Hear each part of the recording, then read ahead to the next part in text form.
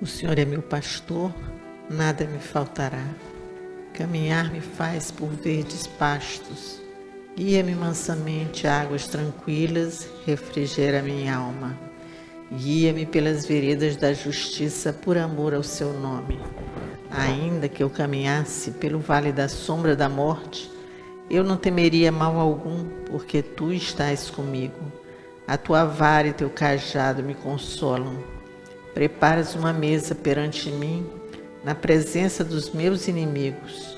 Unge a minha cabeça com óleo e meu cálice transborda. Certamente que a bondade e a misericórdia me seguirão todos os dias de minha vida, e eu habitarei a casa do Senhor por longos dias. O Senhor é meu pastor, nada me faltará. Oração a Santana, Nanamburuquê.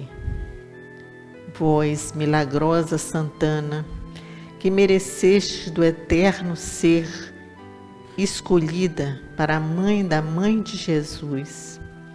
Vós que fostes a mulher forte de que trata o livro da sabedoria, guia-nos no caminho da vida que temos de percorrer até chegar às portas da eternidade. Maria Santíssima, educada por vós, foi virgem prudentíssima, venerável, poderosa, benigna e fiel. Foi a mãe da divina graça, puríssima, imaculada, amável, admirável. Foi o espelho da justiça e foi o assento da sabedoria. Que não seremos nós, milagrosa Senhora, se merecermos pela nossa devoção para convosco, que nos tomeis sob vossa proteção e nos ensina o caminho da virtude e a estrada do céu. Rogo-vos, pois, Senhora, que não nos abandoneis neste mundo para alcançar a glória da vida eterna. Salu Baranã.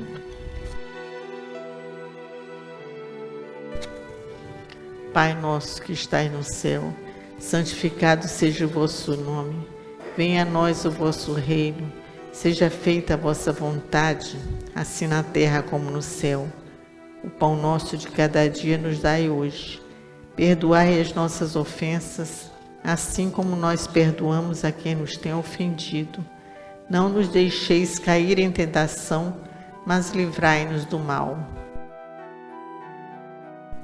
Ave Maria, cheia de graça, o Senhor é convosco. Bendita sois vós entre as mulheres, bendito é o fruto do vosso ventre, Jesus. Santa Maria, Mãe de Jesus, rogai a Deus por nós, pecadores, agora e na hora da nossa morte.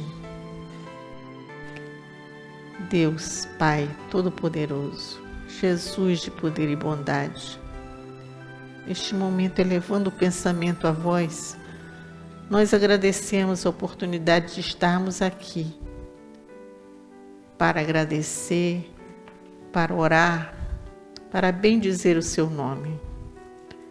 Nós saudamos a toda essa corrente de força e luz, a corrente franciscana, São Miguel Arcanjo, São Francisco de Assis, a Fraternidade Branca Universal e a Melquisedeque. Saudamos os orixás da nossa casa, especialmente a Xangô, que comanda a nossa casa. Nós também saudamos a Iemanjá, Oxum, e neles especialmente o Baluayê, a Nanamburuquê, Senhora do Amor, Senhora da Sabedoria, que ela nos acalente, que ela nos fortaleça, nos ensina a ter paciência, a ter amor no coração, a seguir este caminho da vida, até que ela possa nos conduzir à eternidade. Nós saudamos a toda essa corrente de luz, aos caboclos da nossa casa e muito especialmente ao nosso guia, chefe, Caboclo Tupinambá. Saudamos a toda essa luz amorosa que aqui vem, agradecendo sempre. Saudamos a Maria, nossa mãe querida, nosso atalho para Jesus, pedindo que Maria nos abençoe, ilumine, nos fortaleça, nos leve sempre convosco, Maria. Cuida de nós, cuida deste plano terreno tão necessitado do vosso amor. Saudamos ao Mestre Jesus, nosso Pai Oxalá, pedindo que Ele nos abençoe, nos guie, ilumine os nossos passos, abençoe a nossa casa franciscana e todos nós.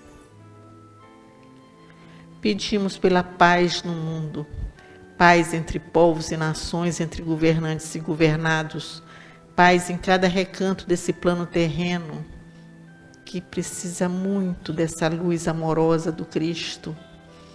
Nos países que estão em guerra, com tanto sofrimento causado pela ambição, pelo egoísmo, pela vaidade. Pedimos, Pai, misericórdia para este plano terreno. Paz, Senhor. Paz também no nosso Brasil. Paz no Rio de Janeiro. Paz nos nossos lares e principalmente em nossos corações. Pedimos pelas crianças, as crianças do mundo, por todas as crianças, especialmente aquelas crianças que estão passando por tanta necessidade, fome, frio, nos lugares onde a guerra impera, tanto sofrimento atingindo tantas crianças. Que essas crianças sejam abençoadas por vós, Senhor, que elas possam se desenvolver, transformar este mundo num mundo mais justo, mais humano. Fortalece cada uma com seu amor e a sua luz, Pai. Envolve cada uma dessas crianças. Pedimos pelas crianças da creche Santa Clara, pelos seus familiares, professores. Pedimos por todos que vêm à nossa casa franciscana, por todos aqueles que ajudam os projetos sociais da nossa casa, creche e tantas atividades sociais da nossa casa.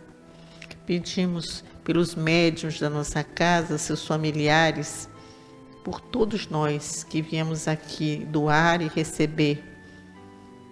Abençoa cada um, Pai. Nós pedimos por todos os que estão nos hospitais, nas casas de saúde, nos manicômios, por todos os que estão nas ruas passando por tanta necessidade, por frio, fome. Aquece cada um que está passando por estes, meus Pai. Aquece com seu amor, com a sua luz, com a sua força. Pedimos ainda por todos os encarnados e desencarnados, cujos nomes foram deixados na nossa caixinha de pedidos e que vem ao nosso pensamento. Que assim seja.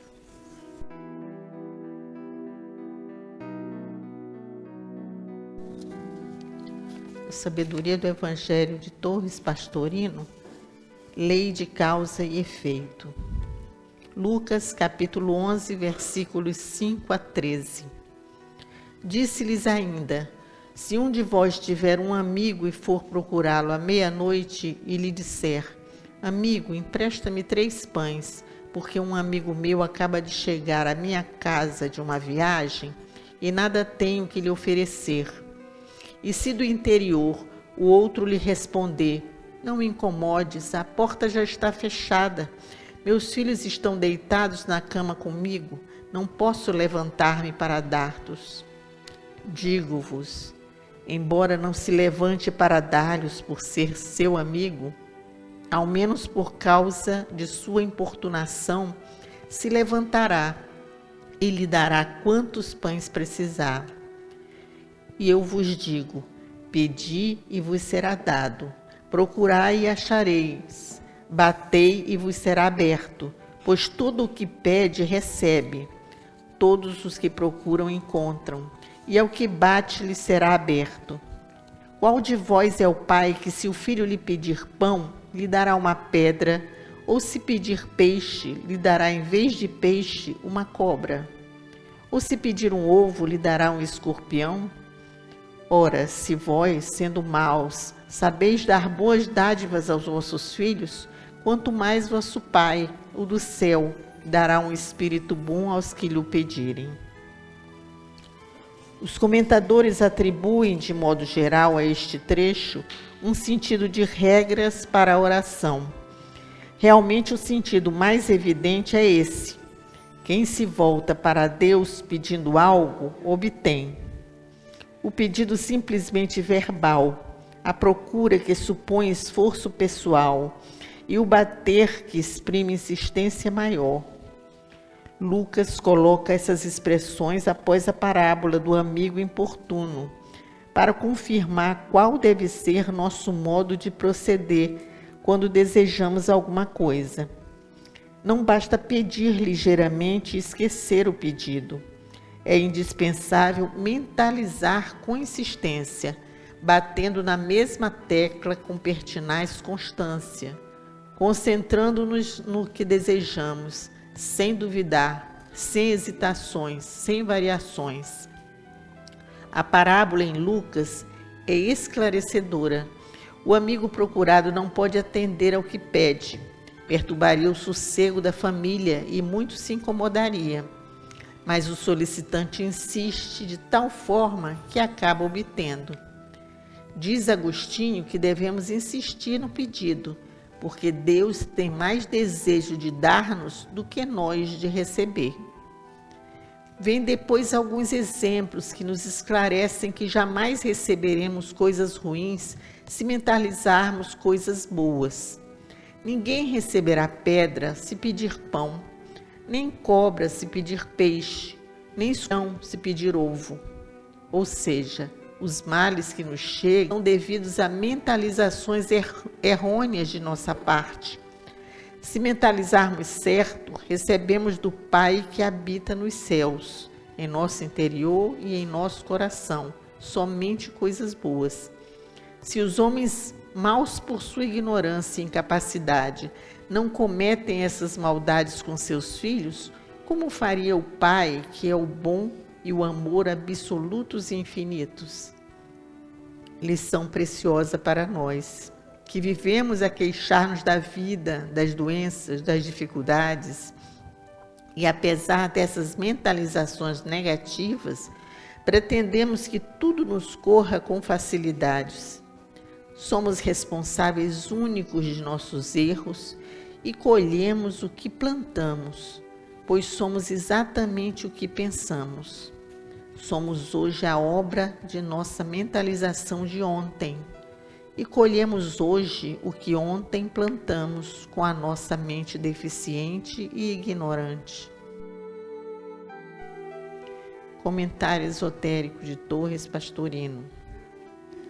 A individualidade colhe outras lições ainda dessas palavras cheias de sabedoria. É a revelação da técnica da lei de causa e efeito. De fato, essa lei é baseada na mentalização. Julgam muitos que a lei de causa e efeito é provocada pelos atos e pelas palavras de alguém. Entretanto, o que mais provoca a reação da lei é o pensamento, muito mais forte que qualquer palavra, gesto ou ato. Matéria produz matéria, espírito produz espírito. O que nasce da carne é carne, o que nasce do espírito é espírito. Está em João capítulo 3, versículo 6. Então o karma provocado por palavras e atos é físico, mas o karma criado pelo pensamento é espiritual, inerente ao espírito. Sabemos, pois, que o que fazemos traz consequências agradáveis ou desagradáveis, dependendo de nossa força de pensamento na ocasião e de sua persistência e intensidade. Se a parábola de Lucas pode evidentemente referir-se à prece, ou melhor, aos pedidos, porque prece não é apenas pedir, as frases sentenciosas que vêm a seguir têm outros sentidos também. Quem pede, recebe o que pede, bem ou mal. Quem procura, encontra o que busca, bem ou mal. E a quem bate, será aberta a porta que leva a alegria ou a dor, dependendo da direção de nossas batidas. Portanto, aí se encontra a essência última da lei de causa e efeito. O efeito corresponderá à causa que tivermos colocado livremente, mas o efeito não poderá ser modificado por nenhuma ação ou situação externa. Colocada a causa, com livre-arbítrio, virá o efeito inevitável e exatamente correspondente. Lição oportuníssima para o espírito, responsável pelos pensamentos. Tudo o que este inculcar à personalidade voltará como sofrimentos para o espírito, na mesma existência ou em vidas posteriores. A personalidade talvez não colha os resultados, pois em vida posterior já não mais existe, mas o espírito é sempre o mesmo e, portanto, o sofrimento colherá em cheio, não podendo escapar do que haja plantado, a não ser que suba de plano pela evolução.